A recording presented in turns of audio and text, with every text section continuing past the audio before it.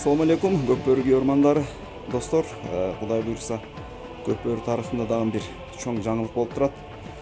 Ушул алдыңыздарда турган баш калыс баштаган калыстар окуп, сертификат алышкан экен. Азыр ушул бир кенен токтолуп өтөбүз. Марат ака, ассаламу алейкум. Алейкум ассалам. Ушул бир чоң иш-чара болгон экен. Ушул бир өзүңүз кенен айтып өтсөңүз ушул жөнүндө. Ассаламу алейкум. Урматтуу көкбөрүчүлөр, көкбөрү сүйүүчүлөр, көрөрмандар. Мына бүгүн Кудай буйрса өзүңүздөр көргөндөй биздин калыстарыбыз международный сертификат алып отурат. Бул окуу жайы Манас Түрк университетинде былтыр ачылып 86 саат окулган. Бүгүн ошон бул кайсы айда окудук элек? Ноябрда окуганбыз. Ошондон бери мынакей сертификат даярдалып бүгүн берилип отурат. Бул сертификат бул Кыргызстандын ичинде эле эмес, бул эл аралык калыстар барып калыстык кылууга милдеттүү десек да болот. Эл аралык сертификат. Биздин максат бул балдарды, калыстарды өтө чоң деңгээлге көтөрүш биринчиден. Анткени бизде Кыргызстанда көкбөрү өтө өнүккөн. Биринчи орунда Кыргызстанда эле эмес, бул дүйнө жүзү боюнча көкбөрүбүз өнүккөн да. Көкбөрүнү бөлөк дагы мамлекеттерге жайылтуу үчүн ушу калыстардын жардам менен, же болбосо салым менен дагы бөлөк мамлекеттерге дагы жайылтсак, ушу именно калыстардын жардам менен жайылтсак болот деп дагы эсептейм. Ушу Манас Түрк университетинде биздин кыргыздын оюндарын изилдөө факультетин ачып, ошол жерде кыргыздын улуттук оюндарын изилдеп жүргөн ага экен. Буга көкбөрүгө дагы неме салым кошуп кетейин деген ой менен көкбөрүнү дагы жайылтуу максатында ушу окуу жайын ачып бергенине дагы бир жолу чоң рахмат айтып кетебиз. Мындан ары дагы бул бүгүнкү күн менен бүтпөйт окуу жайы. Бул окуу бир жылда 2 жолу окууга макулдашканбыз. Кудай буйрса мындан ары дагы кийинки жарым жылдан кийин дагы бир окуу жайы болот. Анан ошентип ар бир 6 ай сайын окуу жайы улана берет. Биздин максат калыстардын деңгээлин дагы бир жолу өйдө көтөрүү. Оюн учурунда калыстар так жана даана чечкендей болуш керек. Ар бир эрежени жатка билиш керек. Мурда буга чейин биздин калыстар оюндун мурунку 20 жылкы мурунку эреже менен эле оюндан эле жаттап келген эрежелер менен эле келгенбиз. Калыстар улакчылардын арасынан калыстар чыгып келе берген. Бүгүнкү күндө жакшы болду, ушу окуу жайы ачылып, бир калыстардын кандай өзүн алып жүрүш керек деген жагында каралып, мурда эгерде окуу жайында ушундай суроо болгондо жакшы суроо болду да бул. Мурда болсо улакчылардын арасынан калыстар чыгып, бир каранды оюнда улакчылар баягы калыстарга баш ийбей келген күндөр да болгон да. Азыр айырмасы ушунда. Окуп, сертификат алып, кадимкидей экзамен тапшырып, бул башкача көрүнүш. Эми улакчылар менен калыстардын айырмачылыгы дагы чоң болот. Баракелде. Кудай буйрса, келечек алдыда бул башталышы деп ойлойм.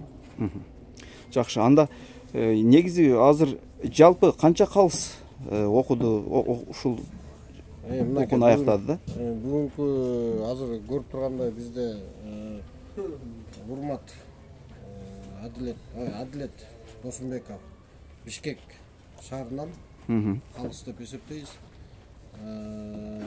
Эржигит Усаров Баткен областынан калыс. Биздин Нургазы Русланбеков Чүйдүн атынан Чүй областынан калыс. Урмат Мусабек Надырбек уулу Жалал-Абад областынын атынан калыс.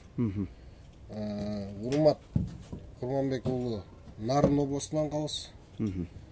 Акжол Райымкулов Ош областынан калыс. Баракелде. Ошондо уланта бериңиз. Жалпы канча калыс? Мынакей бирде 6 калыс турат. 6 калыстын окуусун бүткөн Урмат Мусаев бар. Шайлоо Айка бар дагы Нарындан. Ошондо бизде бүгүн 8 калыс бүттү. Өзүм мен дагы жөн жүрбөй окууну бүттүм бул жерден. Башка калыс катары менде да сертификат бар, Кудай буйрса. Эми биз муну дагы улантып, дагы жакшыртууга, деңгээлин өйдө жогору көтөрүүгө аракет кылабыз. Эми мындан ары оюндарда эртеңки боло турган Нооруста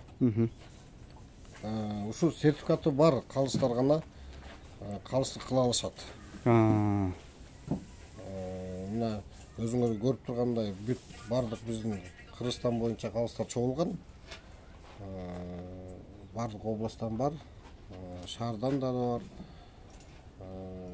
Мындан ары жалаң сертификат алып, сертификаты бар окугандар билими жогоруларына калыстык кыла алышат.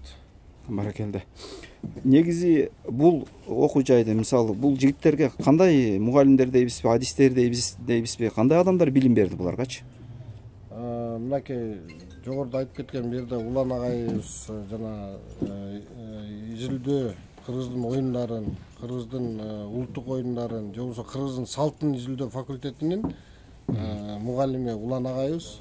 Маратке, анда биринчи агай менен биринчи өзүңүз тааныштырып өтсөз, Мынакей кыргыз элин бизди окуткан ушу калыстардын деңгээлин, даражасын көтөргөн агайыбызга рахмат. Агайыбыздын аты Улан. Өзү ушу Манас Түрк университетинде Кыргыздын улуттук оюндарын изилдөө факультети, же болбосо Кыргыздын жалпы эле салтын изилдеп деңгээлин өйдө көтөрүү салты факультет десем жаңылышпайм агай, туурабы? Ушу агайыбыз бизди ушу деңгээлге жеткирип, мындан ары дагы окутууну бул менен токтобойт. Жана жогоруда айтып кеткендей, бир жылда 2 жолу, жарым жылда 1 жолу, 1 жылда 2 жолу окууга макулдашканбыз, туурабы агай? Баракелде. Кудай буйрса, мындан ары дагы окуулар улантыла берет. Агай менен да иштешебиз. Көп биздин улуттук оюндарды жана башка көкбөрүнүн деңгээлин, көп нерселерди ушул жерден окуп, үйрөнсөк деген ой менен биргелешип кызматташып турабыз. Мындан арсы мынакей сертификат тууралуу суроо калдыңыз. Агай өзү бул международный калыстар, биздин калыстар эл аралык турнирлерде да калыстык кыла алышат деп айтып отур. Анан азыр Асылбектин суроолору бар экен ошол. Агай, анда мындан биринчи башынан болсун. Көкбөрү федерациясынын баягы илгерки жазылган эрежелери боюнча толук маалыматыңыз бар да. Ушул буйруса азыркы окутууларга кандай кошумчалар болду дагы? Биз калыстар менен 86 саат кошо бир курс өткөздүк. Анан ошол курстун акыркы сабактарында азыркы эрежелердеги кемчиликтер бар болсо ошолор жөнүндө сүйлөштүк, талкууладык. Анан федерацияга улакты түшүнгөн специалисттерге биз сунуш катары бердик, аны тизмесин бердик Марат мырзадан, анын баары. Анан бул эреже деген оюндун жаратылышында бар болгон нерсе, дайыма өзгөрүп турат. Атка, улакчыга, көрүүчүгө, элге, көрөрмандарга жараша өзгөртсөк боло турган. Өнүгүүгө жараша. Улактын өсүп өнүгүшүнө салымын кошо турган болсо, сөзсүз өзгөртсө болот. Анан эң негизгиси коопсуздук. Коопсуздук боюнча аябай көп өзгөрүүлөр болду. Коопсуздукта атка дагы, оюнчуга дагы залакасын тийгизбеш керек oyun. Oyun тескерисинче oyunду көргөндө атта чуркагысы, ойногусу келиш керек. Ойногон киши дагы, улакчы дагы, чабандес дагы ошо oyunга каалап барыш керек. Азыр көп жерде биз oyundун немесини, кызуусун алдырып, атка дагы, oyunчулар, улакчыларга дагы залакасын тие тургандай oyunдар болуп атат. Кээде узактан келип чаап келип урдуруп атышат. Мисалы, ошондой эрежелерди жумшартканга, жакшыртканга, өнүктүргөнгө аракет кылып атабыз. Биз Кыргыз Түрк Манас университетинде салттуу оюндарды изилдөө институтун ачканбыз 2017-жылдан баштап. Салттуу оюндардын баарын ар бир ошо күрөш, салттуу күрөш түрлөрү боюнча, ат оюндары боюнча, акыл оюндары боюнча бизде ага эжелер 2 жылда бир 2012-ден баштап симпозиумдарды өткөзүп келебиз, изилдөө симпозиумдарын. Анан бизде жалпы эле салттуу оюндар Кыргызстанда, Орто Азияда казак, кыргыз, өзбек, бизге тектеш элдердин оюндарын ойноп жүргөндөр аябай көп. Дүйнөдө салттуу оюндарды ойногон чоң элбиз, бирок изилдөө жагы колго алынбай келиптир. 19-жылкы кылымдан баштаган изилдөөлөр бирин серин болуп эле колго алынбай калыптыр. Анан мына институттар дүйнөдө бир эле Японияда бар экен. Башта салттуу оюндарды изилдөө институту, экинчи бизде ачылды буюрса. Буга бизде өткөн 3 жолу бизде өткөн, 1 жолу Түркияда өткөн көчмөндөр оюну дагы өбөлгө түздү, шарт түзүп берди. Бул көп үмүттөн колго алына турган иш-чара. Мына буюрса калыстар менен биздин Көкбөрө Федерациясынын башкы калысы Марат мырза менен кошулуп, бизде федерациядан дагы агайлар менен кошулуп көптөн бери сүйлөшүп келебиз. Кубат Аскарбеков агай менен дагы ошо иштешип, бул маселелерди талкуулап жүрөбүз. Жакшы пландар бар буюрса. Бир эле калыстар менен эмес, жакында бир чоң бизде проект башталып атат, долбоор. Оюнга аттардан жана улакчылардан оюнга чейин кан алынат. Андан кийин оюн бүткөндөн кийин жеңилген командадан да, жеңген командадан да кандар алынат, аттан дагы, улакчылардан дагы. Анан ошол кандагы өзгөрүүлөр кандай? Жеңилген атта да, ат менен жеңилген улакчыда дагы бирдейби же бирдей эмеспи? Ошондой чоң бир проект башталды. Мындай проекттер чоң футбол командаларында жасалат. Анан ошого жараша чыккан жыйынтыкка жараша кийинки оюндарда кантип даярдалыш керек? Кандай жем бериш керекпи, же болбосо көбүрөөк машыктырыш керекпи? Ошолор так илимий жол менен аныкталып сунуштала турган бир проект баштап атабыз. Буюрса федерация менен, команданын жетекчилери менен, улакчылар менен кошо ошол долбоорду ишке ашырып алсак, дагы бир кадам, жаңы кадам таштаган болобуз. Анан биз негизинен эле улакты Көкбөрүнү бир оюн катары эмес, бир маданий баалуулук катары түшүнгөнгө аракет кылып атабыз. Биздин маданиятыбыздын чоң бир үлгүсү, баалуулугу катары бизде калыс мырзалар менен ошол үмүттөн колго алдык. Эрежелерин дагы ошол биздин баалуулугу экендигин баса белгилеп, ошол багытта көп иш жүргүзгөнгө аракет кылдык. Сынактар дагы, суроолор дагы ошол багытта болду. Андан кийин дагы кошо иштешип, дагы жакшы жерлерге барабыз буюрса Марат мырза менен. Асылбек, жакшы суроо кетпедиңби? Эрежелер агай айтып кетпеди. Эрежелерчи күндөнгө ар бир оюн сайын жылдан жылга өзгөрүп кетип атат да. Бизде эрежени өзгөрүүсү көп өтө элечи. Эми ошонун дагы мынакей агай менен биргелешип, мисалы үчүн кээ бир жерде бар, баягы Тайгазан булит эле, Тайгазанга булитте улак менен кошо түшмөй жок деген ошол китепке жазылат. Улан агайдын жардамы менен Кудай буйрса эрежелер жанагы мурунку 20 жылдан бери жазылган эрежелер ошондон бери каралып, алынганы алынып, кошулганы кошулуп, бүгүнкү күндө дагы жакын арада жаңы эреже, жаңы китеп чыгат. Баракелде. Агай, могу бышыктоо иретинде деп коелу. Азыр башкы калыс айтып өттү, баягы эл аралык деңгээлдеги сертификат депчи. Эми бул жерде биз мисалы сыртка Казакстанга же бир башка өлкөгө барып калсак, бул канчалык деңгээлде ушу далил болуп бере алат да бул сертификат бизге, мисалы калыстарыбызгачы? Сертификаттар биздин министрликтен, биздин комиссиядан өтүп, анан кийин бул окуу планы түзүлөт. Окуу планы комиссиядан тастыкталгандан кийин гана окутулат. Анан бул нерсени биз Казакстан менен башка кошуна өлкөлөр менен кошо иш алып барсак болот. Бул биз муну дагы башка федерациялар менен, Кубатбек мырза биякта турат, эл аралык көкбөрү федерациясы менен да иштешип дагы жакшы деңгээлге алып чыгабыз деген ойдобуз. Достор, мынакей алдыңыздарда турган биздин быйылкы мындайча айтканда жаңы калыстар деп койсок болот. Мындайча айтканда баягы такталып, колдоруна документтерин алып, мынакей кубанып турган учуру. Азыр бир четинен бир кеп салабыз. Ассаламу алейкум. Алейкум ассалам. Ушул окуунун өтүшү негизи эле ушул окуу жөнүндө. Буга чейин деле калыстык кызмат аткаргансыз. Ушул окууну бүтүп өзүңүзгө кандай тыянак чыгардыңыз? Биз бул окуунун жыйынтыгында тыянактар мындай болду. Мурда ар бир областтан, ар бир шаардан эле бирден киши көрсөтүп калыс болуп келчүбүз. Диплому жок, сертификаты жок эле. Алып барып неме болуп жүрчүбүз. Анан улакты көрүп эле практика менен алып барчубуз. Азыр эми ушундай болуш керек деген немеде биздин башкы калысыбыз Марат Сырдыбаев окуу уюштуруп неме кылды эле. Ноябрдын 14-нөн 25-ине чейин мына улуттук Манас университетинин салттуу оюндар дизилдөө факультети бар экен, ошол жерде 86 саат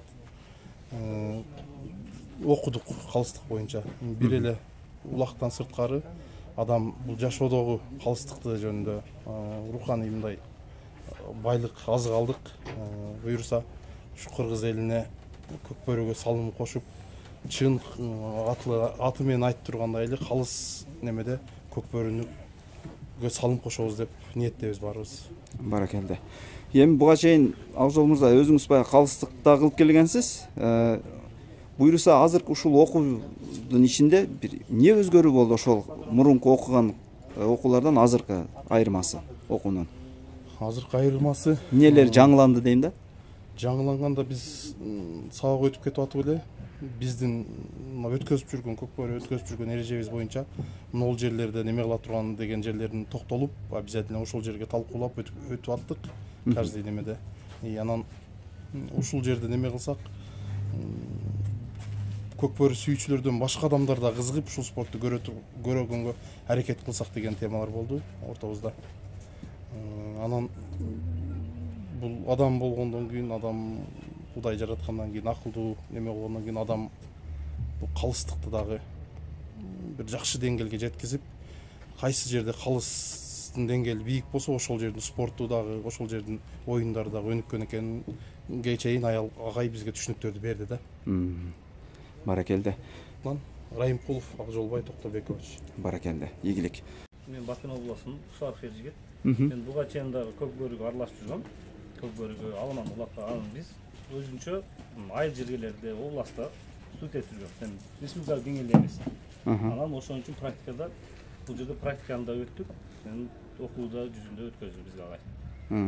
Анан бизден бүгүн практика өттүк. Бизден судейство мурда жүргөн Акжол байке, Нургазы иниз, Урмат Мусаев бар, Марат байкебиз бар. Ушулардын да тажрыйбасын алып, кечеде ушу Баткен облустта чемпионат болду. Анда өткөзүп келдик. Баракелде. Нургазы, оюнун талаасында ар кандай нерсе болуп кетет. Өзүң мындай башыңан өткөрүп, жон териң менен да сезип чыктың былтыр Баткенде, туурабы? Ошондой баягы ушунчалык адам баягы ачууланып, бир ушундай жагдайлар болуп калат го. Ошого эки командага тең, мисалы бир калыс чечим кылыш үчүн же бир ошол жерде бир орчунду бир демди басыш үчүн кандай кылыш керек экен? Ошо руханий багытта сурап атам да. Негизи калыстык болуш өтө оор. Буга чейин ойноп жүргөндө биз дагы ар кандай кемчиликтер калыстарга айтчубуз. Өзүм калыс болгондон кийин түшүндүм. Эки команданын 12 баланын артындагы команданын жетекчилери, буйормандары бир эле чечим тура эмес кылсаң мээнеттери күйүлүп кетет. Ошол жерде туура калыс болуш үчүн бир жыл аралыгында калыс болуп көрдүм. Бирок ошону дагы өстүрүш үчүн ушул жерде жалпы үстүнөн караган кандай спорный моменттерде кантип чечиш керек, кандай өзүңдү алып жүрүш керек, кызыгандуулукка алдырып алар менен урушуп кетпей туура чечим чыгарганды дагы окуп үстүртөн билим алдык десем болот. Анан калган oyun жүрүшүндө алып кете беребиз. Бул жердеги ар бир эрежеге токтолуп өттүк. Буга чейин бул эрежени жазган биздин дагы чоң ушуну ойлоп тапкан байкелерибиз бар. Аларды биз эч кандай өзгөрткөн жокпуз. Болгону токтолуп кандай кылыш керек, кандай чечиш керек экенин талкууладык. Жана кемчиликтерин жана кошумча кыла турган жерлерин дагы сунуш катары кылып жазып койдук. Аны ошо байкелерибиз менен биргеликте там карап чыгып иштеп анан көрүшөт деген ойдобуз. Дагы бул окуу улантылса. Баракелде Нургазы. Урмат, ассаламу алейкум. Ассаламу алейкум. Сага бир мисал катары суроо. Оюн талазына биринчи чыгып атасың да, калыс болупчу. Бир аябай талаш учур болуп калды. Бияктан туура эмес алмашуу болуп калды да. Сен көрбөй калдың, бирок каптал калыс көрдү. Сен анын ышкырыгын укпай калдың, мисалы. Ошондой учурда эки тараптын капитандары келет да сага чабыпчы. Ошондо мисалы кандай чечим чыгарасың? Өзүңчө бир ой жүгүртүү болдубу сенде? Мисалы ыкчам чечим чыгаргандачы, калыс чечим чыгарыш үчүн. Чекирейин бар, атай бакойго коюлгандан кийин ошонун чечимин угуп анан экөөбүз кеңешип биргеликте үчөө биргеликте алып барат. Эки каптал калыс сен менен. Бакой үчөөбүз буюрса. Аябай талаш болуп кетсе, мисалы, мындай сени ороп калса, биякта башка калыска жүгүрүп барбайсыңбы? Ошол жерден эле бүтүрөсүңбү? Ошол жерден эле буюрса. Биз да ушу чыркырабыз да. Ошон үчүн ушул жака келип окуп атабыз буюрса. Ушу оюнда да калыстардан чыркырап калып кетип, анан ошо буюрса честный эле кылабыз. Баракелде. Эми баягы оюндун кээде ушундай бир давление, бир басым менен өтөт, кээ бир оюндарчы. Ал жерде мындай кишини соротуш ушунчалык кыйын болуп калат да. Ошондон сураганым ушул болуп атат. Игилик. Ушу мына өзүңүз көрүп турганда биз азыр Манас Түрк университетинин жеринде турабыз, университеттин территориясында турабыз. Мына өзүңүз көргөндөй мына поляны карасаңыз, ушу Манас Түрк университетинде Улан агайыбыз ачып, ушу поляны сачып, ушу поляны карасаңыз, ушу Манас университетинде биздин эми жакын арада Тайказан коюлат бергечи. Тайказан коюлат. Мынакей Улан агайыбыз азыр Тайказанга барып, Тайказан курулуп атканда көрөбүз. Бул жерге дагы оюндарды өткөрүп турсак болот. Анча-мынча чоң оюн эмес, бирок бир эки команда, 3 команданын оюнун да өткөрүп турсак болот берде. Баракелде. Ушу Улан агайга рахмат, Манас Түрк университетине рахмат, ушундай бизге условия түзүп, окуу жайын ачып бергенине, Тайказандарды ошол жерге коюп, Көкбөрүгө өтө чоң салым кошуп атканына да рахмат. Баракелде. Улуттук оюндарды изилдөө борбору сиздердики, институту. Баракелде агай. Бул алдыбызда турган Көкбөрү оюн талаазы. Ушунун жаралыш идеясы жөнүндө бир кандай сунуштар менен, бул оңой менен бул курула турган нерсе эмес да, бул Бишкектин таг ортосундачы. Биз баягы салттуу оюндарды изилдөө институттун башында борбор ачтык. Андан кийин институт катары калыптандык. Анан институттун сөзсүз колдоно турган спорттук каражаттары болуш керек эле. Анан ошол салттуу оюндар менен байланыштуу жааларды алып келдик, буталарды алып келдик, күрөш боюнча керектүү бүт нерсени алып келдик. Анан ат спорту боюнча бизде аябай чоң мүмкүнчүлүк бар эле. Себеби көчмөндөр оюну деген биринчи уюштурулуп атканда этноспорт деген конфедерациянын башкарып турган киши биз Кыргыз Түрк Манас университетинин ректору болуп Алпарстан Жейлан агай келип калды. Анан ал кишинин да жардамы менен университеттин жетекчилердин колдоосу менен ушул жерди бир ат майданы кылалы деп айтышты. Анан мен 2000 жылдары Көкбөрү жаңы эрежелер менен ойнолуп тайгазанды алып келип ойнолуп аткан oyun доордо Болот Шамшиевдер агайлардын алгачкы Болот Шер агайлардын иштерин биз көзөмөлдөп сырттан байкап жүрчүбүз. Анан ошол кезде биринчи тайгазан курулган Дордой жактагы кирпич жасалган жердеги аянт, Көкбөр аянты ушундай болчу, чукурда болчу. Анан аттарга дагы, улакчыларга дагы зыяны тийчү эмес, травма албайт, травма опасный, безопасный болгон бир аянтча болчу. Анан биз ошол немени кармандык, позицияны кармандык, баягы чукурда болсо элге көргөнгө дагы ыңгайлуу болсун деп. Анан бул жерди биздин университетке Демирбанк деген колдоочу болуп берди. Бул жер аябай баягы жаңыдан жасалды да. Мунун баары толтурулду, чоң иш, чоң эмгек кетти, аябай көп каражат да кетти. Анан ошентип бул жер жаратылды, башталды. Ачылышын жасадык. Ачылыш жасалгандан кийин азыр бүтө элек. Азыр барып көрөбүз. Маяка трибуна жасатып атабыз. Трибуна жасап, трибунадан кийин маякта немелер болот. Ярмаркага ылайыкташтырылган нерселер куралат. Балдарга ылайыкташтырган салттуу оюндар менен байланыштуу дагы бүтө элек. Буюрса, мына жыл, ушул жылдын ичинде Ноорузга деп даярданып атканбыз. Анан мына апаат болуп калгандыгына байланыштуу бир аз кечигип атабыз. Кечиктеп болот. Этно шаарчы болуп турбайбы анда? Мындайча айтканда.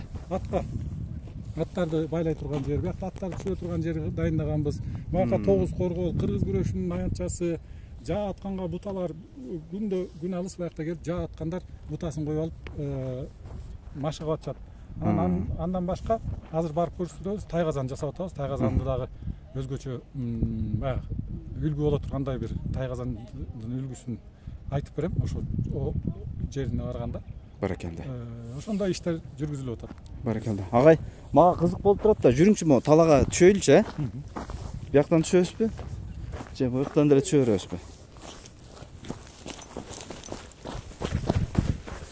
Мынакей достор, мага мен таң калып атканым, мынакей оюн аянтчанын айланасын карасаңар, бул казан сыяктуу болуп, жер тегизделип, үстүн ушундай кылып көтөрүп чыкканбы? Эң негизгиси мага жаккан жер. Бул жак мындайча айтканда дубал эмес да. Ат келип урунбайт, дубал эмес. Бир аз каптал. Ат келсе дагы, чийинден чыкса дагы оңой эле кайра кайтып кетет да арткачы. Агай, буну кандай кылып планды кылдыңыздар? Мага бизге кызык болуп атат. Иштетилген неме эрежелерди, стандарттарды карап чыктык. Мисалы үчүн биягы 200 метр эни болсо 80 сантиметр, анан кийин ошол эки тайгазанды коебуз. Анан аттар күү менен келип эле бизде Ак Кулада же башка жерлерде дубалга урунуп, темирге урунуп, ошентип буттарын салып алып баргандай неме боло берет экен, травмалар алына берет экен, ошол болбосун деп биз. Анан немеге дагы күйөрмандарга дагы ат менен барып уруп тебелеп кетип атат, аймактарда болуп аткан чемпионаттарды, тойлорду көрүп атабыз. Анан ошол да болбой тургандай. Канча күү менен келсе дагы 3 метр, 4 метрге чейин аттын оозун, аттын башын башкарып кала тургандай бир аянт да ойлонгонбуз. Маңдайга болсо калыстар турат. Аяка өзүнчө неме жаанда, чачында турганга. Аяка боз үйдө биздин улуттук баалуулугубуз болгон боз үйдү койдук. Желектер менен артында 3 желекти коебуз. Кыргызстандын желеги, университетибиздин желеги, Түркиянын желеги желбиреп турат. Анан электричество тартабыз жакында. Ал да келип калса дагы жакшы немелерибиз бар. Анан бул неменин баары мына чукурда болуп атпайбы? Анан буяка калың, кичине калыңыраак койдук. Себеби тапталып, аттарга бир аз оор азыркы биринчи кыштан чыгып аткан үчүн, жер көпкөндүгү үчүн могу кум бир аз оор болуп атат. Анан бул тапталат, оюндар болгондо тапталат бир аз. Анан биз башында коркконубуз, мындай чукур жерде суу, кар, жамгыр катуу жааганда арыктар ачылып калып, ипподромдогудай болуп, арыктар ачылып калбасын деп Eң ылдый жагына биз дренаж жасатканбыз. 20-30 метрди дренаж кылып, таш менен толтуруп, анан суу дагы сиңип кетет. Сиңип кете тургандай кылып ойлонуштурдук. Буюрса мына кыштан экинчи кыштан чыгып атабыз. Жер кум агып кеткен жок. Анан дагы Чолпон атадагы немени барып, аймакта Оштогуну биздин Чолпон атадагы ат майдандарында көрүп келдик. Аякта чаңы баш үчүн дагы текстилдин немелерин, таштандыларын кошот экен. Жүн азыр таштанда кырытылып атат. Мисалы үчүн жүн алып келип, жүн аралаштыралы деп атабыз. Дагы атка, оюнга, улакчыларга ыңгайлуу кылып жасайбыз. Дагы бир анан мына капталга болсо көк чөп, газон ойлонуп атабыз. Ажырык. Моерге, Ажырыктардан себебиз буюрса. Жап-жашыл болуп. Жап-жашыл болуп, жакшы болот деп пландап атабыз. Бара келди. Агай, о стартчы. Ошол дагы мага кызык болуп атат. Өтө жакшы ойлонупсуздар ошончу. Эки команда бири-бирине аралашпай турган кылып, мынакей достор. Жакын кылып көрсөтөйүн да мынакей. Көрдүңөрбү мына? Бул жакта биринчи команданын оюнчулары турат, а бул жакта аралыгы бир 15 метр бар экен, бири-бирине аралашпайт. Ылдый жагында экинчи команданын оюнчулары турат да. Буну кандай кылып план кылсыздар дейм да ушуну? Оюндарда бири-бири менен бири-бирине жолтоо болбосун деген максатта ошол башында проектте ошондой көрсөткөнбүз. Анан аттарды байлап кое тургандай кылып неме кылдык. Байлай турган жерди ырастадык. Анан неменин көзөмөлүндө болот. Ортодо ошол калыс баягы неме кармаган. Каптал калыс деп коебуз биз. Жардамчы калыстардын да көзөмөлүндө болот да ошол. Көпчүлүк ошол неменин баары түшүнбөстүктөр болуп кеткенде ызы-чуун баары ошол жерде болот да. Ооба. Анан неменин көзөмөлүндө болсун. Ким ат салды, ким камчы көтөрдү, анын баары ошол калыстар менен неме болсун деп. Анан калыстардын ортосунда биз семинардын жүрүшүндө дагы сүйлөштүк. Калыстардын ортосунда бир коммуникациялык каражат болуш керек экен. Ошолорду дагы наушниктер менен, рациялар менен тез чечим кабыл алыш керек болгон убакта ошолор колдонулушу керек экен. Анан жест мимикаларды, желектерди, ошонун баарын активдүү колдонсо биздин Көкбөрү өнүгөт, Көкбөрүдөгү адилеттүүлүк, калыстык өнүгөт деп ойлойбуз. Анан бизге аябай жакшы бир үлгү болуп атат. Кыргыз күрөшү жакшы ийгиликтерге жетип атпайбы? Жакшы бир немеге специалисттен сураганбыз. Бул ийгиликтердин сыры эмнеде деп сурасак, биздеги калыстардын ишин жолго койгондугубуз үчүн болуп атат деп айтты да. Анан биз дагы Көкбөрүдө анча-мынча ошол адилеттүүлүктү, калыстыкты орното алсак, Көкбөрү Кыргызстанда же болбосо кошуна өлкөлөр менен кошо Көкбөрү дагы жакшы жерлерге жакшы ийгиликтерди жаратат деп ойлойм. Баракелде. Агай, анда уланталы. Анда казан менен таанышабыз, буюрса. Буюрса, казанга кеттик достор. Мынакей өтө жакшы маек болуп атат, буюрса. Бул жер Кыргыз-Туркманстан университетинин кесиптик жогорку мектеби. Анан бул жерде кесиптик жогорку мектепте балдар ар кандай кесиптерге үйрөтүлөт. Негизинен эле салттуу оюндарга Кыргыз-Туркманстан университетинин баардык факультеттери өз салымын кошуп келатат. Анан ошол тайказандын жасалышы боюнча ушул жогорку мектептин агайлары, студенттери жардам берип атышат. Буюрса жаңы Кыргызстанга үлгү боло тургандай азыр киргенде да көрсөтүп проектин түшүндүрүп берем. Анда эмесе келгиле. Кана бир казан менен таанышалы достор. Жаңы казан жасалып атыптыр. Буюрса.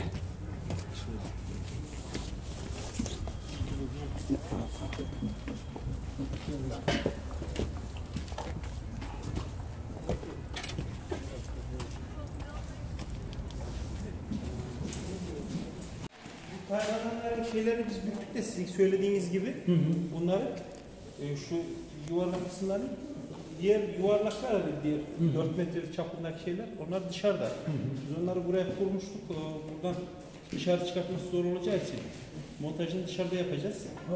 İnşallah burada arkadaşlar şimdi şu makinede bunların hükümünü yapıyorlar.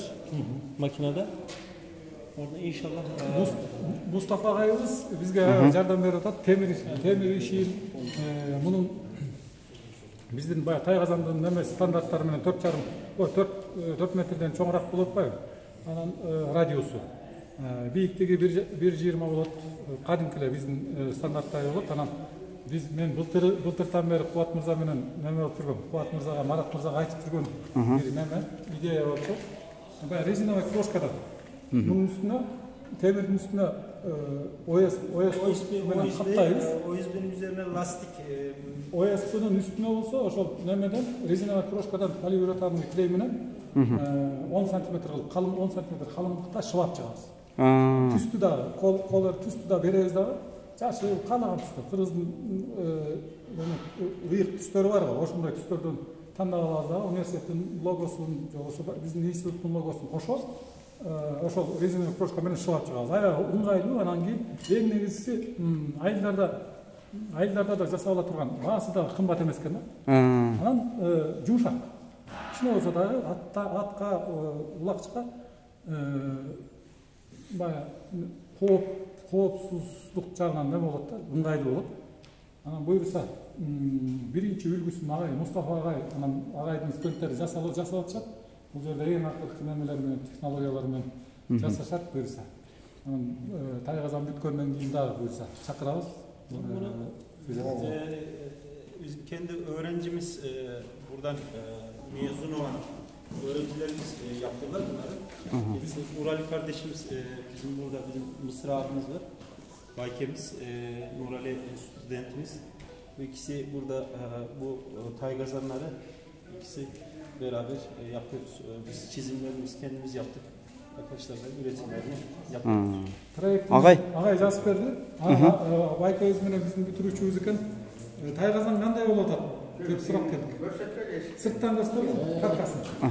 Агай, азыр баягы казандын жанынан дагы сүйлөшөбүз. Анан могу сиз баягы 10 см калыңдыкка чейин баягы жумшартуучу материалдар колдонулат деп атпайсызбы? Ооба. Анан бул өлчөмдөрүндө өзгөрүү болбойбу кийин? Жок. Ошол эле неме. Мисалы үчүн 4,40 болуш керек экен, биз 4,20 кылдык. Анан неме OSB'нин тегинин калыңдыгы менен 4,40ка чейин эсепке алын да? Радиусу. Бийиктиги баары эсепке алынды. Буюрса. Бир тетиктерин алып көрөлү, момунчалык болсунбу, же мындай болбосунбу, кандай болсун? Же мындай тик болсун? Внутренний диаметр менен есептейсиz. Ulan hocam, bunu bu şekilde yapacağız. Nurali karşıma gitsin. Al много турайда тухот. Mo жерде ичинде круп бар го. Мына могу жер та эме казан. İçinde крупту чий алгандан кийин анан бул өзү чыгат. Кана көрөлүчү. Сен койбойсуң ki крупту. Крупту койсо. Болду, примерно ушундай болот. Могу жерден маякка канча болуш керек? Ошо, круп кандай болсо ошондой кыла бергиле. Тура экенби? Мол туралы. İşte zaptısakçı. Biraz neme bastı? Мына чоңураак болуп тур. Kayse, hesapleş керек tabii. Мына чоң ортосунда дагы бирөө болот. Var. Eçki için bu nemede eçki için kazan var. Kazan var. Анда биз крупту кичирейтебиз. Бизде бир чийилген бар болчу, мынакей бар экен. 80. Бияка чейин 2 метр экен мындай тик болсо. Анда алдыгыны демен Ичи. бизге жөнөтүп бербейсиңер. Эми Улан агайга жиберейин. Ошондо кырынан чейин 80 экен, а? Ооба, 80 экен. Туура экен. Анда мен да жаңылышып турдум 60 деп. Onun Бул кандай круп болсо 2 метрлик. Ошо чейин ошо угол өзү чыгат да. bu 4. Tuğra aynı.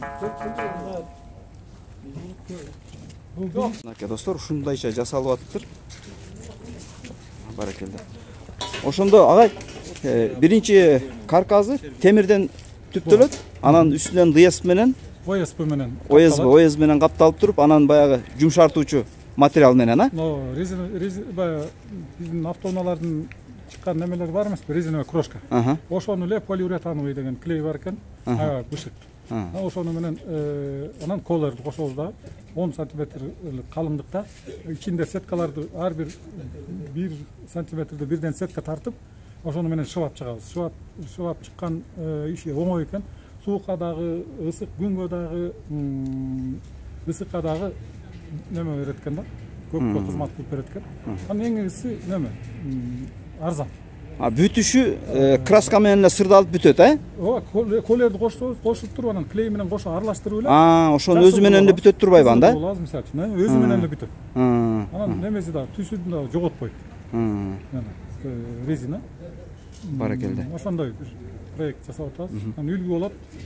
Агайларга келип,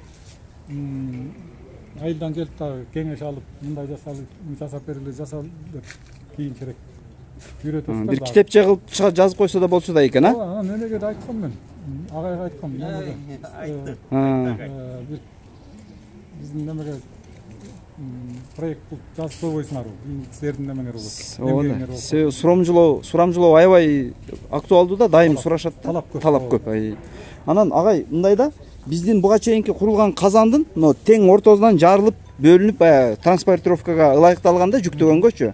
А сиздердики могу жазалап аткан казан кандай болот? Биз муну имараттын ичинде баштаганбыз. Бул тургузулган болчу. Имараттын ичинде анан чыккан проблема болгон үчүн биз азыр бияка алып чыктык. Экиге бөлүп алып чыктык. Анан негизи бир эле неме болгон жакшы. Транспортировка бир эле жерде тура турган болсо бүтүндөй жасаган жакшы. Себеби жана кошулган жерлерде мык менен дагы башка бир нерсе менен кошуп жүрүшпөйбү, резиналарда. Анан ошол саморезлер, мыктар атка, улакчага жаракат берет экен да. Анан биз ошон үчүн бир бүтүн эле кылып, бүтүндөй алып барып коелу деп атабыз. Анан неменин да аттын да салмагы белгилүү да, азыр 400-500 кг аттар 50-60 километр ылдамдык менен келип урганда жана тайгазандар жылдырып коюп аткан немелер бар. Ооба. Ошон үчүн салмактуураак болгон. Ошондо салмагы бир болжолдуу канчага чейин барышы мүмкүн? Ар бири 25 квадрат метр болот. Баягы ийилген, анан чукурайга келип тайгазан болуп анан кайра чыгып ошонун баарын эсептеп жайганда 25 квадрат метр болот экен. Жалпы. Анан 10 сантиметр калыңдыкта резина, анан темир 30 сантиметрге бирден коюп атабыз. Мындай темир агайдын колундагы темирди. Ошонун баарын салмагы эсептелип келгенде 1 тоннадай болот. 1 тоннаны чукулдайт экен да. Чукулдайт. Анан 1 тоннаны бир 10 киши, 15 киши жылдырса да болот да. Андан ооруп калса дагы болбойт. 1 тонна ат катуу келип урганда да жылбай тургандай деңгээлде болот да, салмакта болот. Ошол жагын да эсептедик. Экөө биригип 50 квадрат метр болот. Деп эсептеп атабыз. Буйруса. Баракелде агай. Бир жакшы иштерди баштап атыпсыздар. Буйруса кызматташат экенбиз алдыда. Көп эле буйруса. Анан бул мындай нерсе да бар. Чоң биздин аксакалдардын, анан көпкөрдүн башындагы аксакалдарыбыздын бекеринен тайгазанды бекеринен киргизген эмес. Анан ар ким арганда айтып жүрүшөт, тайгазан боюнча маселелер болуп турбайбы? Ооба. Тайгазан илгери бизде сиз көп аймактарга көп чыгып жүрөсүз, сиз да көрүп жүрөсүз. Анан илгери кече барып тартып келген оюн мисалы, ошол жактарда чабулак дейт. Чабулак, чаңулак, тоюлак деген улактар болгон илгери. Ар бир айылда тойго улак алып келгенде айылдын балдары тосуп чыгып, анан кийим алып келип ошол той болуп аткан үйгө алып келгенде очоко. Очокто казан болсо казандын үстүнө таштачу. Болотсам сиз бекеринен тай казан деп атын да койгон эмес.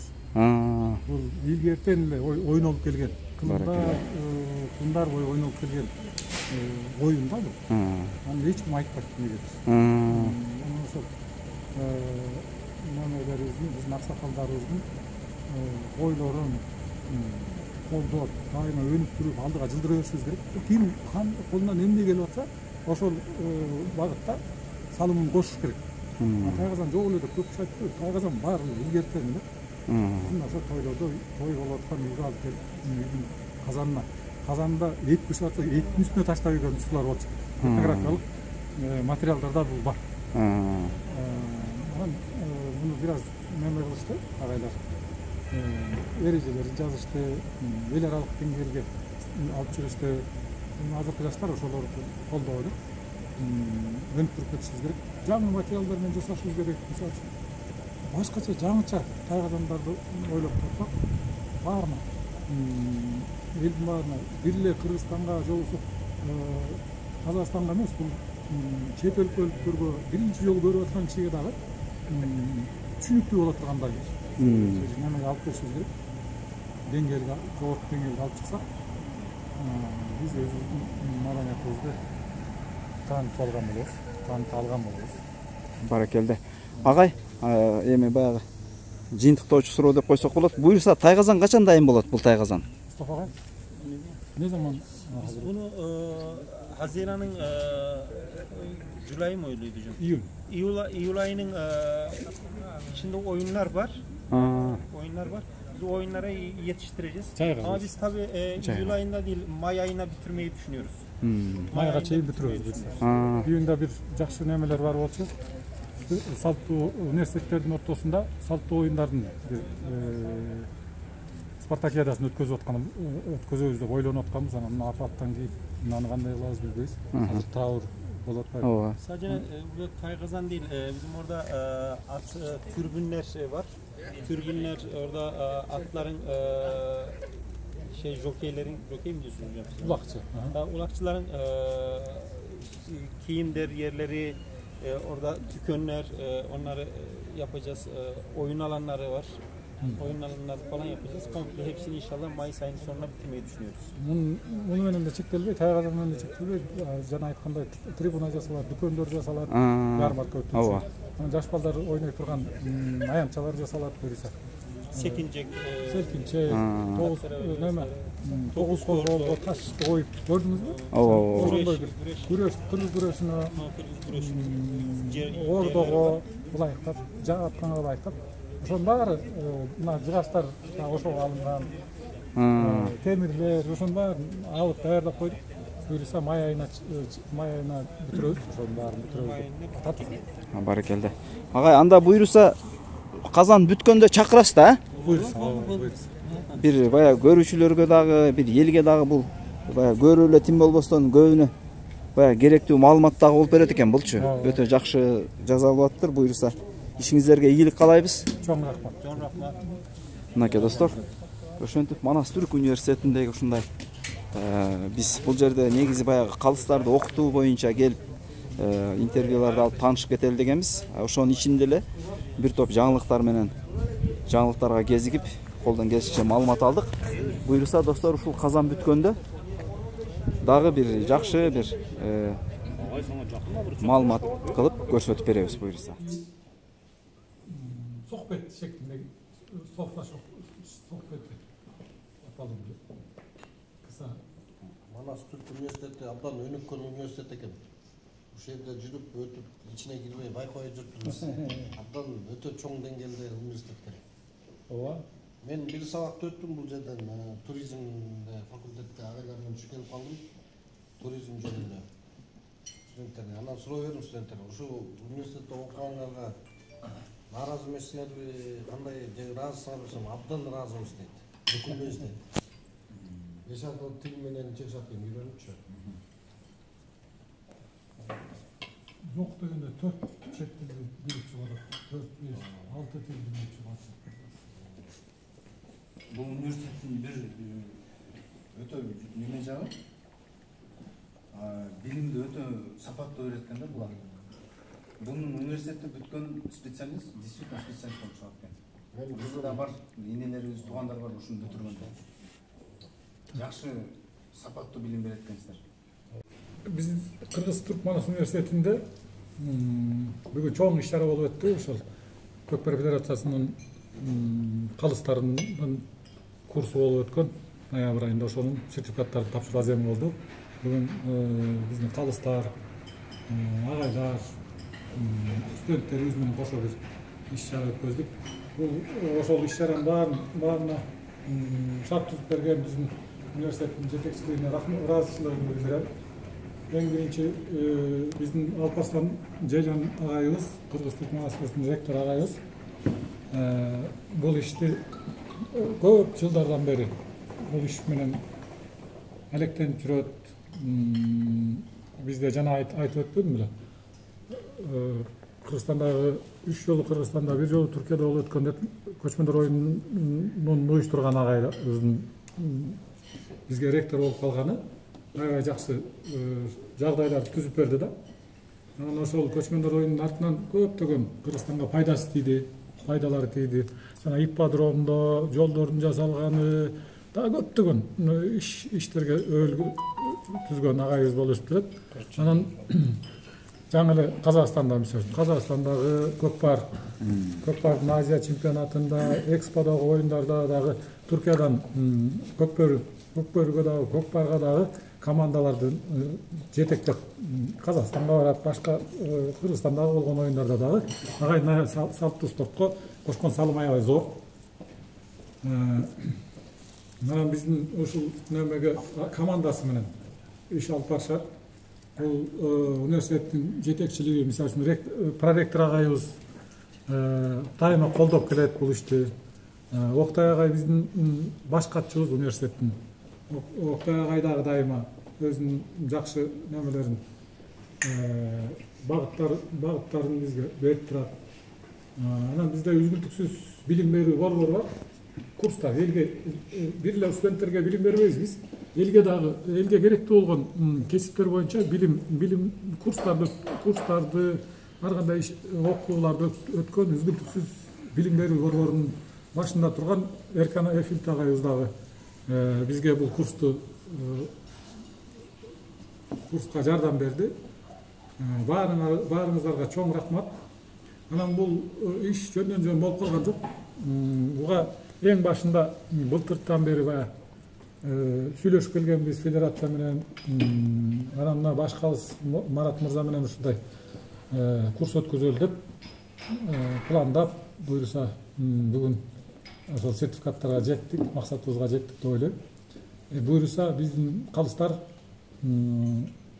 оюндарды адилеттүү кылып, калыс кылып өткөзүп бергенге бир аз да болсо жардамы болсо, ошондо чыныгы максатына жеткен болот курстар. Анан биздин Көкбөрүдө салымы чоң эл аралык Көкбөрү федерациясынын да Кубатбек мырза менен дагы башка маселелерде дагы чоң проекттерди ойлонуп жүрөбүз. Буюрса кошо кызматташабыз. Анан бүгүнкү келип ошол курста окуп, силер менен жакшы убакыт өткөздүк. Баарыңыздарга рахмат. Силерден да көп нерсе үйрөндүм.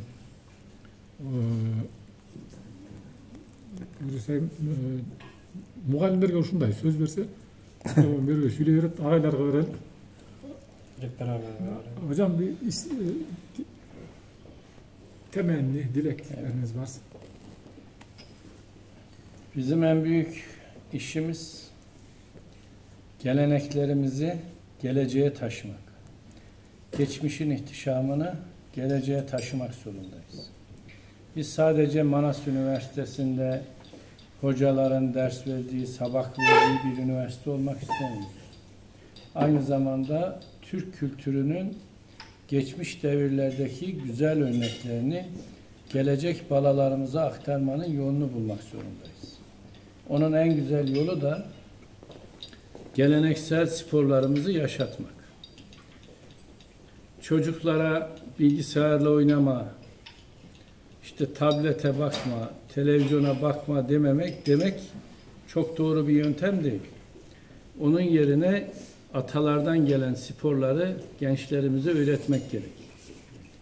Bu nasıl olacak? İşte bu masada olan gencimiz gibi bu masada bulunacak, büyüklerin yanında bulunacak, onları dinleyecek, onlara özenecek, at binecek, kılıç kuşanacak, ok atacak. Dolayısıyla atalardan aldığımız mirası gelecekteki gençlere aktaracağız. Bunun bir başka yolu yok. Yani şunu yapma, şunu yasak demek doğru değil. Biz gençlerimize küçük yaşa ata binmeyi öğreten bir milletiz. Tarihte özellikle milletlerden bahsederken, Türk milletinden bahsederken at üstünde yerler, içerler, uyurlar, yola devam ederler olarak tanımlıyorlar. At bizim her şeyimiz. Atsız bir Türk Türksüz de bir at olmaz. Dolayısıyla Türk milleti olarak gökbörü sporu aslında bir kahramanlık, yiğitlik eğitimidir. Bu eğitimi alan gençler ileride pek çok şeyi başarabilirler. Çünkü bir kere kendilerine özgüveni gelecektir. Özgüvenli insanlar her zaman başarılı olur. Bu sporları, ata sporlarını yapan insanlar dürüstlüğü, doğruluğu, berraklığı, temizliği de aynı zamanda öğrenmiş olurlar. Yani sadece bir spor yapmazlar. Mesela bizim geleneksel sporlarımızdan biri Anadolu'ya kadar giden cirit. Cirit oyununda rakibi affetme var. Halbuki iki boksör karşılaştığında birini öldüresiye döver. Hatta pek çok boksörün ringde kaldığı bilinir. Ama ciritte rakibine yaklaşıp ona tehlikeli bir hareket yapmak yerine onu bağışlar. Bu Türk milletinin bir vasfıdır. Bağışlamak, düşmanını da bağışlamak. Malazgirt zaferinde Sultan Alparslan Bizans İmparatorunu bağışlamıştır. Yine Türk geleneğinde atın kuyruğunu bağlamak vardır. At kuyruğunu bağlamak, yani geriye dönülmez mücadeleye girmek demektir. Bizde yine çok söylenen bir ifade var. Geleceğini düşünen kahraman olamaz. İşte kahraman olabilmek için gökbörüğü oynaması lazım. Aynı zamanda okçuluk yapması lazım. Atalardan gelen bütün sporları yerine getirmesi lazım ki bir yiğit olsun, bir kahraman olsun. Milletler kahraman çıkarmadığı sürece ölmeye mahkumdur. Allah kahramanlarımızı eksiğini vermesin. Milletlerimize, Türk boylarının bugünlerde çok mutlu ve huzurlu olduğumuz günler. Çünkü mutlulukta herkes bir araya geliyor. Malum bugünlerde Türkiye'de bir afet yaşandı. Bu afette dünyanın her yerinden vicdanı olan insanlar afette Türkiye'ye yardım ettiler. Ama bir kısmının içi yandı. İçi yananlar kimler? Hem din kardeşi hem kan kardeşi olduğumuz Türk devletleri.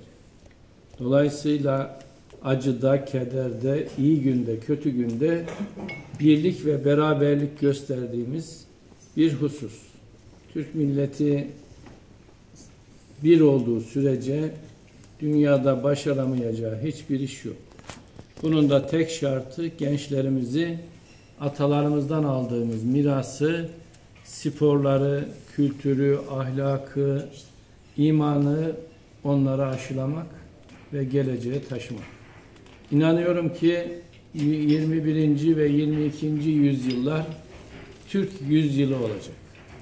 Zaten Cumhurbaşkanımız beyefendi de 21. yılı Türkiye yılı olarak ilan etti. Türk dünyasının aynı zamanda birliğinin de bir göstergesi. Bugünkü etkinliğe katılan siz değerli konuklarımıza çoğun rahmet, iyi ki varsınız. Hepinizi her zaman Manas Üniversitesi'ne bekliyoruz.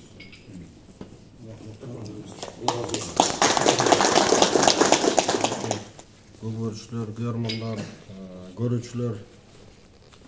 Özünüzдөр көрүп аткандай бүгүн жакшы иш-чара болду. Көптөн күткөн окуу жайыбыз да ачылып калды. Мындан ары бүгүн биринчи жолу сертификат алып атсам, мындан ары бул менен токтобойт деп ойлойм.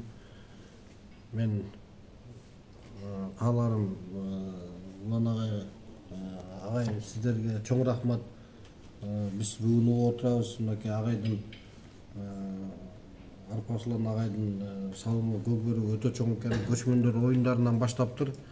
Бүгүнкү күндө калыстарда окуусуна чейин салым кошуп келатасыз. Сизге чоң рахмат. Ден соолукта болуңуздар. Ушинтип эле силердин колуңардан жакшы окуучулар чыга берсин. бар болуңуздар. Мындагы кошумчалап кетейин агайлар. Кудай буйруса биз Норуз майрамына карата Көкбөрү чоң турнир өтөт.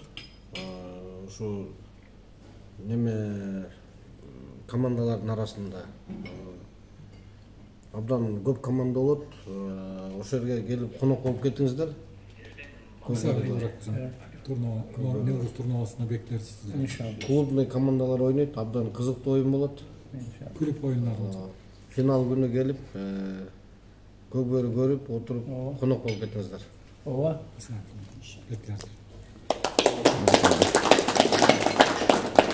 Кымбаттуу Оразали, бүгүн ушундай өзүңөр көргөндөй, билгендей сонун иш-чара болду. Бул иш-чара былтыр сүйлөшүп баштаганбыз.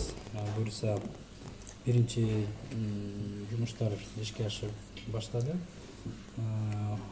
Ошол иштин башында буюрса биздин Манас Түрк университетинин агайы Улан агай турат. Улан агай мен ойлойм кыргыздардын арасында өзгөчө оруну бар деп мырза деп ойлойм. Бул жөнөкөй мугалим эмес, бул өтө мындай билимдүү, тажрыйбалуу жана намыстуу мырза. Биз кыргыздар ушундай мырзалардан көп болсун. Көп болуп, ушундай сыймактаныш керекпиз да. Экинчиден, Манас Түрк университетинин ректоратына чоң ыраазычылык аркасынан сизге биз былтырдан баштап тааныштык. Турцияда Изник шаарында 4-чү көчмөн оюндарын даярдоо көргөнүнө ушу таанышканбыз. Ошондон бери мен сизди абдан сыйлайм. Өзүңүздөр бүгүн көрсөңүздөр, Манас Түрк университет Көкбөрү үчүн биякта чоң стандарт ипподром курган. Буюрса видеолордон да көрөсүз. Цехте кандай тайгазандар курулуп баштап атышат. Бул Кыргызстан үчүн, кыргыздар үчүн, улуттук оюндар үчүн чоң салым. Ошол буюрса бүт иштер ишке ашырып, кафедрада ачылган. Буюрса биякта чоң база болот да. Ошол базаны биз туура колдонуп, туура жолго салып, жумшасак бир күч менен буюрса бүт ойлогон максаттарыбызга жетебиз. Бизге ошол ынтымак эле керек, буюрса бүт шарттар биякта бар да. Чоң рахмат.